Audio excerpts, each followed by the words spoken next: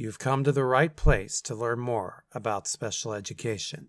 The mission of InSource is to provide high-quality information, training, and support to families of children and young adults with disabilities, and the individuals and organizations who serve them. The following is provided for informational purposes only. Please consult a competent attorney if you are seeking legal advice.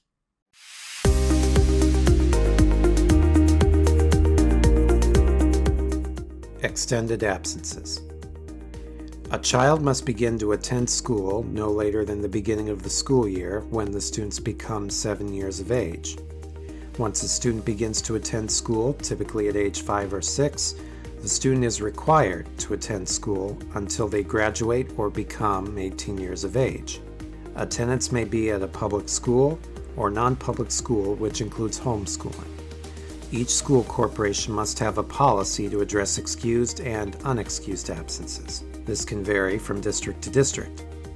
Most schools will accept a parent to call, a written note, or an electronic message to notify the school when the student is ill and unable to attend.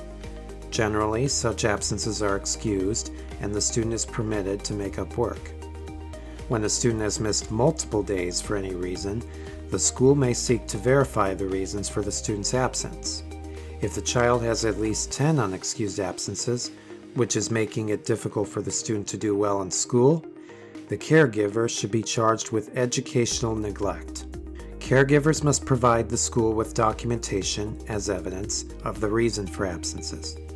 If the parent has not sent the student to school because of the student's illness or because of mental or physical capability, the school may require the parent to provide evidence of this circumstance. It is unlawful for the parent to fail or refuse to provide documentation once it has been requested. A physician statement or a certificate of incapacity can be provided to a school to document an anticipated medical event or an illness that occurred on specific dates.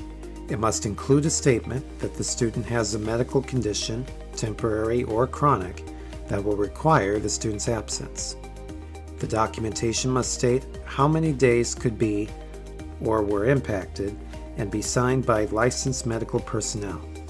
The school may ask the parent for further documentation or for consent to speak to the physician for additional medical information. The physician does not make educational decisions, so documents provided by physicians should only address the medical reasons the student is unable to attend school. A physician does not determine whether a student's attendance is excused. Local school policy determines whether student absences are excused or unexcused based on the evidence. Once the schools have the documents that they need, educational services should begin. If the physician's documentation states that the student will be unable to attend a minimum of 20 instructional days in total, services should be provided as soon as possible. Schools cannot wait until a student has first missed 20 days of school before providing education. The intent of this rule is to enable a student with an extended injury or illness to keep up with their schoolwork. If the student has an IEP, the Case Conference Committee will determine the educational services and placement. If the student has a 504 plan, the student's 504 team should determine the services and placement. If the student does not receive special education services, the school will determine the educational services and placement of the student during the period of incapacity. Instructional services must be provided by appropriately licensed school personnel, so the student is counted as being in attendance. These services may continue through summer and other school breaks in order for the student to meet promotion or graduation requirements.